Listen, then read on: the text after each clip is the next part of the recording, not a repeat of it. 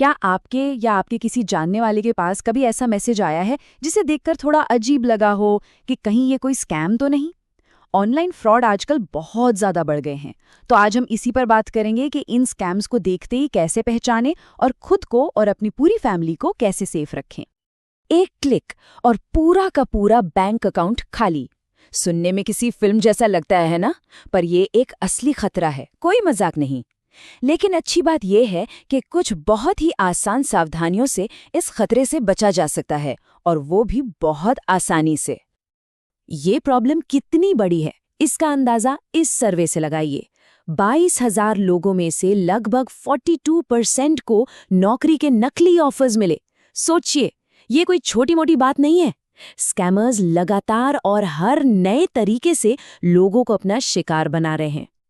तो फिर सवाल ये उठता है कि असली मैसेज और स्कैम में फर्क कैसे करें? इसका जवाब जितना हम सोचते हैं उससे कहीं ज्यादा आसान है।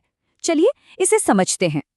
सबसे पहला और सबसे जरूरी कदम है मैसेज भेजने वाले की सेंडर आईडी को चेक करना। जी हाँ, बस एक नज़र में पता चल सकता है कि मैसेज किसी भरोसेमंद सोर्स से आया है या नहीं। यहाँ देखिए, हर तरह के असली मैसेज के लिए एक खास कोड होता है। जैसे जी का मतलब है कि मैसेज सरकार की तरफ से है, टी का मतलब है कि ये बैंक ट्रांजैक्शन से जुड़ा है। लेकिन सबसे ज़रूरी बात, अगर सेंडर आईडी में इनमें से कोई भी कोड ना दिखे तो समझिए कि ये एक बहुत बड़ा रेड फ्लैग है। अच्छा, तो मन में ये सवाल आ सकता है कि क्या स्कैमर्स इन कोड्स की नकल करके हमें बेवकूफ़ नहीं बना सकते? तो अच्छी बात यह है कि वो ऐसा नहीं कर सकते, और इसकी एक बहुत ही मजबूत वजह है। ये जो कोड्स हैं, ये सिर्फ उन्हीं कंपनियों को मिलते हैं जो TRAI यानी telecom regulatory authority of India के पास रजिस्टर्ड है। ये भारत में टेलीकॉम सेक्टर को रेगुलेट करने वाली एक सरकारी संस्था है। ट्राई की जो वेरिफिकेशन प्रोसेस है वो बहुत सख्त है, और कोई भी फ्रॉड करने वाला इस प्रोसेस से गुजर ही नहीं सकता। यही वजह है कि ये कोड्स इतने भरोसेमंद हैं और स्कैम पहचानने का एक पक्का तरीका भी।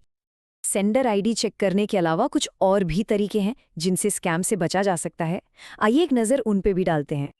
यहाँ कुछ और रेड फ्लैग्स हैं जिन पर ध्यान देना है।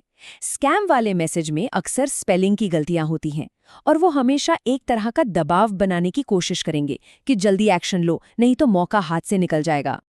एक बात हमेशा याद रखनी चाहिए, अगर कोई ऑफर इतना अच्छा लग रहा है कि उस पर यकीन करना ही मुश्किल हो, तो वो शायद सच नहीं है। और अपना OTP या पासवर्ड कभी भी किसी के साथ शेयर नहीं करना चाहिए। अब आते हैं सुरक्षा के उस गोल्डन रूल पर जो लगभग हर ऑनलाइन फ्रॉड से बचा सकता है। ये सबसे ज़रूरी है। इसे गांठ बांध लीजिए। बैंक हो या कोई सरकारी दफ्तर, वो कभी भी मैसेज या कॉल करके पासवर्ड, पिन या OTP नहीं पूछेंगे। अगर कोई पूछ रहा है तो वो 100% स्कैमर है।